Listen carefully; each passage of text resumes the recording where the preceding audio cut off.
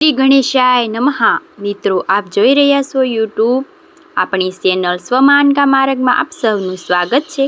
મિત્રો, આજે આ વિડીયોમાં આપણે સાંભળવાના છીએ કાર્તિક માસના શુક્લ પક્ષની એકાદશી, દેવ ઉઠની એકાદશી। કાર્તિક માસના શુક્લ પક્ષની એકાદશી દેવ ઉઠની એકાદશી કે પ્રતોબંધની એકાદશીથી લઈને કાર્તક માસની પૂર્ણિમા સુધી ચાલતું વ્રત ભીષ્મ પંચંગ વ્રત છે। 5 દિવસનું છે।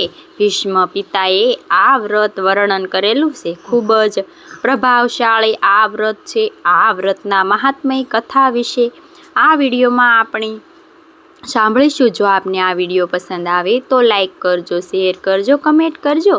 આપ આ ચેનલ પર પહેલી વખત જોઈ રહ્યા છો તો સબસ્ક્રાઈબ કરી લેજો, જેથી આવનારા નવા વિડીયોની માહિતી આપ સુધી તુરંત પહોંચી શકે। ધન્યવાદ મિત્રો। કાર્તિક માસના શુક્લ પક્ષની એકાદશી ભીષ્મ પંચંગ વ્રત આવે છે, તે માટે હેમાદી દ્વીપમાં નારદીય પુરાણમાં વચન છે। ભગવાન નારદ બ્રહ્માજીને પ્રશ્ન કરે છે કે હે પ્રભુ, કાર્તિક માસમાં કરવા યોગ્ય જે આ ભીષ્મ પંચંગ વ્રત છે તે પુણ્યકાર વ્રત છે વિશે મને આપ કહો। ત્યારે પરમ પિતા બ્રહ્માજી કહે છે કે હે નારદ, વ્રત જાણનારા ઓમ શ્રેષ્ઠ મહાપુરાણકારમાં ભીષ્મ પંચંગ નામનું વ્રત છે। હું તમને કહું છું તે તમે સાંભળો। આ વ્રત ભગવાન શ્રી કૃષ્ણએ ભીષ્મ પિતાને કહેલું હતું। આ વ્રતમાં 5 દિવસ સુધી કરવાનું છે, માટે ભીષ્મ પંચંગ એ નામથી પ્રચલિત છે।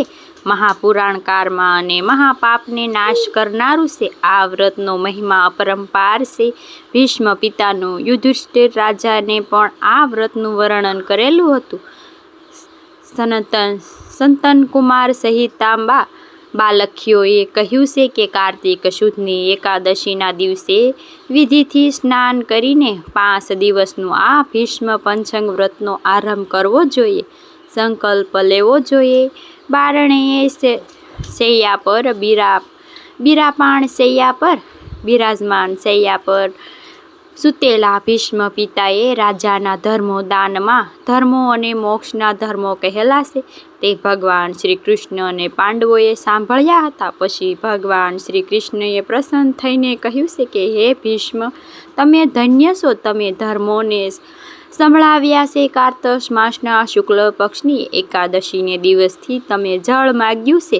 અર્જુનને બાણો વેદી ગંગા જળ લાવી આપ્યું છે, તેથી તમારા શરીરને શાંતિ થઈ। માટે આ જગતમાં એકાદશીના આરંભિત પૂર્ણિમા સુધી સઘળા લોકો અર્ઘ્ય આપીને તમને પ્રસન્ન કરશે। સઘળા લોકોએ શ્રમ લઈને પણ મને સંતોષ આપનાર અભિષેક પંચંગ વ્રત કરશે, તેઓ સમસ્ત પાપ નષ્ટ થઈ જશે। કાર્તિક માસના વ્રત કરવાથી શક્તિ ન હોય તો કેવળ ભીષ્મ પંચંગ વ્રત કરવું। કાર્તિક માસના સર્વોત્તમનું ફળ અવશ્ય મળશે।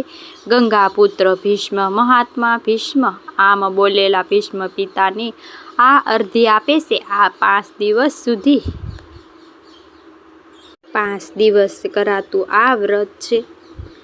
આ વ્રત સુધી તેના સમસ્ત શરીરમાં માનસિક પાપ નષ્ટ થાય છે। જે મનુષ્ય સંતાનની ઈચ્છાથી ભીષ્મ પંચંગ વ્રત કરે છે અને પાપ પુરુષોત્તમ દાન કરે છે, 1 વર્ષની અંદર તેને સંતાન પ્રાપ્ત થાય છે, એવો મહિમા છે। ભીષ્મ પંચંગ વ્રત ભગવાન વિષ્ણુને પ્રસન્ન કરનારા છે, માટે અવશ્ય કરવું। અષાઢ માસની એકાદશીએ જ્યારે હરિશયન કરે છે, ક્ષીરસાગરમાં પોઢે છે, 4 માસ પછી ફરી કાર્તક માસમાં એકાદશીના દિવસે જાગે છે। એટલા માટે વૈષ્ણવોએ એકાદશીના દિવસે નારાયણને અવશ્ય જગાડવા અને મંત્રો ઉચ્ચાર કરવો। હે શંખાસુરને હરનારા, ઉઠો। હે સમુદ્રમાં વિસનારા, ઉઠો। હે કાચબાના રૂપને ધારણ કરનારા, તમે જાગો, ત્રણેય લોકના કલ્યાણ કરો।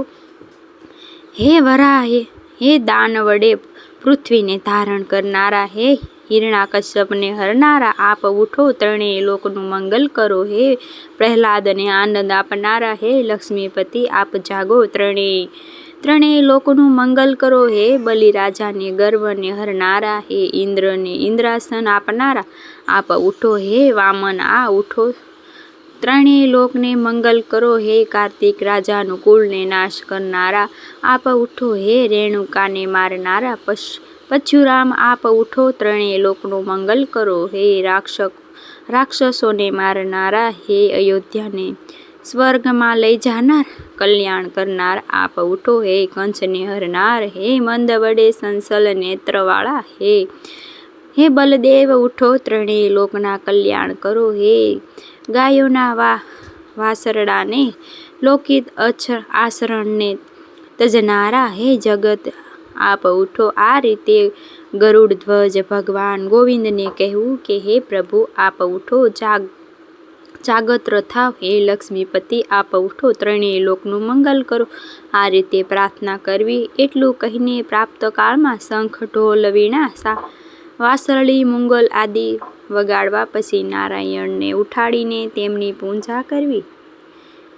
સાયંકાલ તુલસી વિવાહ કરવો. તુલસી વિવાહને વૈષ્ણવોએ વર્ષોવર્ષ અવશ્ય કરે છે. તેઓ પ્રકારના પણ અનેક પ્રકારના તેઓ પ્રકાર જાણતા, તેથી ક્રિયા પૂર્ણ થાય. આમ કહીને બ્રહ્માજીને નારદજી કહે છે કે સોનાની કે પિત્તળની ભગવાન વિષ્ણુની મૂર્તિ બનાવી, તુલસીજી અને ભગવાન વિષ્ણુની પ્રતિષ્ઠા કરવી, પ્રાણ પ્રતિષ્ઠા કરવી. પછી ઉપર જે સ્ત્રોત જાગૃત કરવાને કહેવામાં આવે છે કે આપણે સાંભળ્યા એ રીતે પ્રભુને જગાડવા. પુરુષોત્તમ સૂક્ત ભણીને ષોડશોપચાર અને પૂજન કરવું. વસ્ત્ર ઢાંકીને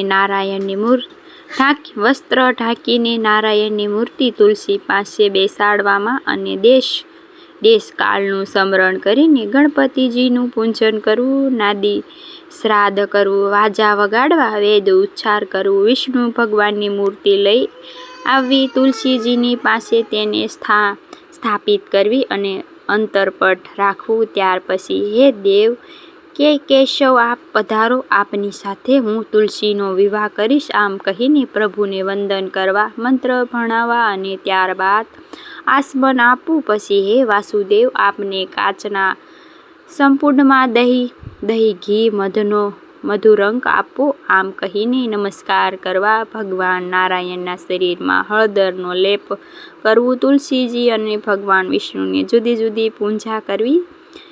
સામે બેસાડવા, મંગલ પાઠ કરવા, ગોત્ર પ્રવરનું ઉચ્ચારણ કરવું. ત્યારબાદ કહેવું કે હે ત્રણ લોકના પાલન કરનારા, હે ઈશ્વર વિવાહ વિધિ દ્વારા આપ આ તુલસીજીનું ગ્રહણ કરો. હે દેવ આપની પ્રિયા તુલસીજી પાર્વતીજીના બીજથી ઉત્પન્ન થયેલ છે, વૃંદાની ભસ્મમાંથી રહેલા છે અને આદિ રહિત, મધ્ય રહિત, અંત રહિત છે. હું આપને આપું છું. હે દેવ મેં આ તુલસીજીને ઘડાઈથી જલપાન કન્યા પીઠે મોટી કરેલા છે. આપની પ્રિયા આપને હું આપું છું, તે ગ્રહણ કરો.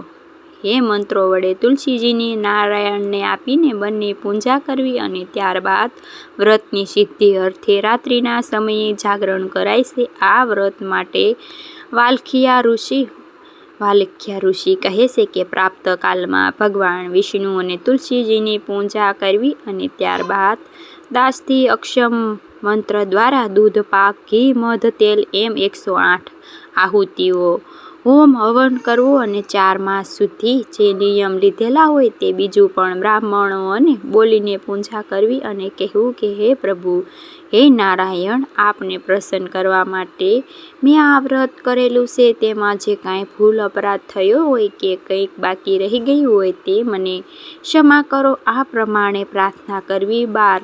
બારસ સહિત એકાદશી હોય છે તે ઉત્તમમાં ઉત્તમ ફલ આપનારી હોય છે. ચાતુર્માસ અથવા કાર્તિક માસમાં જે પ્રાર્થનાઓ ત્યાગ કરવો તે પ્રાર્થનાઓને બ્રાહ્મણને દાનમાં આપવું અને ત્યારબાદ તેનો ઉપયોગ કરવો. બારસના દિવસે ક્ષત્રિય પુરુષોનું જોડલું ભોજન કરાવવું.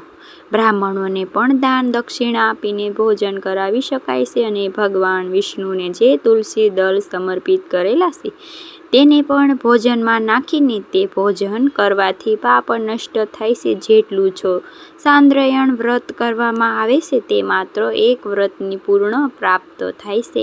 સાંકળ કાળે શેરડીનો મંડપ તૈયાર કરીને તેમાં ભગવાન વાસુદેવ અને તુલસીજીને સ્થાપિત કરીને યથાશક્તિ પૂજન કરવું અને કહેવું કે હે પ્રભુ, હે નાથ, તુલસીજીની સાથે આપ વૈકુંઠમાં પધારો અને સદા પ્રસન્ન રહો.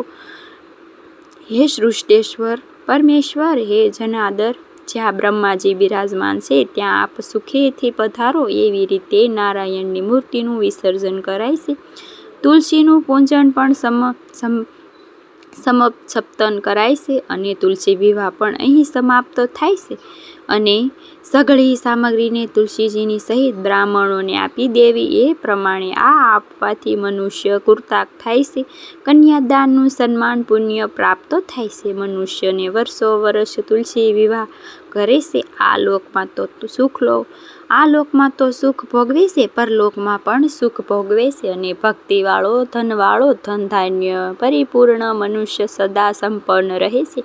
એવી રીતે સનતન કુમાર સહિતમાં કાર્તિક માસની શુક્લ પક્ષ સુધી એકાદશીના દિવસે ભીષ્મ પંચંગ વ્રત અને પ્રતોબંધની ઉત્સવ તુલસી વિવાહ કરવાથી વિધિ કરવામાં આવે છે અને આ ભીષ્મ પંચંગ વ્રત કાર્તિક માસના પૂર્ણિમાના દિવસે સમાપ્ત થાય છે. જે ભક્તો સંકલ્પ લીધો હોય છે તેઓ આજે દાન પુણ્ય કરે, સીધું સામગ્રી બ્રાહ્મણોને દાન દક્ષિણા સહિત આપે અને જરૂરિયાતમંદને પણ દાન પુણ્ય કરે. આ વ્રતનો સમાપન કરે. આ વ્રત એવું છે કે જો કુંડળીમાં કોઈ ગ્રહ બાધા નડતર હોય તો પિતૃદોષ હોય તે રાહુ કેતુ સંબંધિત કોઈ પણ સમસ્યા હોય તો તે પણ શાંત થઈ જાય છે. ભીષ્મ પિતામહ પિતૃઓને પણ પિતૃ કહેવાય છે.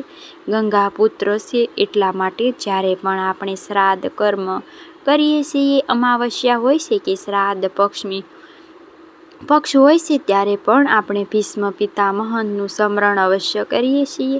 કાર્તિક માસમાં તો કરીએ જ છીએ, પરંતુ ભીષ્મ પિતાનું સ્મરણ કરવાથી જેમ આપણે ગંગાજીનું સ્મરણ કરીએ છીએ, તેમાં સ્નાન કરીએ છીએ તો પણ પાપ નષ્ટ થાય છે, પરંતુ તેમના પુત્રને ભીષ્મ પિતાનું સ્મરણ કરવાથી, નામ ઉચ્ચાર કરવાથી પણ સર્વે દોષ દૂર થાય છે. એવો મહિમા છે. ગંગાજીના પુત્ર છે, મહાત્મા છે ભીષ્મ પિતાને, તેમના નિમિત્તે આ વ્રત થાય છે. જો ઘરમાં પિતૃદોષ હોય તો પણ શાંત થાય છે અને પિતૃને મુક્તિ મળે છે. નિત્ય જે 5 દિવસનું આપણે વ્રત કરીએ છીએ ત્યારે તુલસીજીની તો સેવા કરીએ છીએ, પીપળાના વૃક્ષની સેવા પણ કરીએ છીએ. જોઈએ દીપદાન કરવું જોઈએ. આમ કરવાથી પણ પ્રભુ અત્યંત પ્રસન્ન થાય છે. મિત્રો, મને આશા છે કે આપને આ વિડીયો જરૂર પસંદ આવ્યો હશે. આપને આ વિડીયો સાંભળવા માટે ધન્યવાદ. હરે રામ, રામ રામ, હરે હરે, કૃષ્ણ કૃષ્ણ, હરે હરે. બોલો પરમપિતા પરમાત્માની જય. મિત્રો, મને સાંભળવા માટે ધન્યવાદ. આપ સૌને મારા જય શ્રી કૃષ્ણ.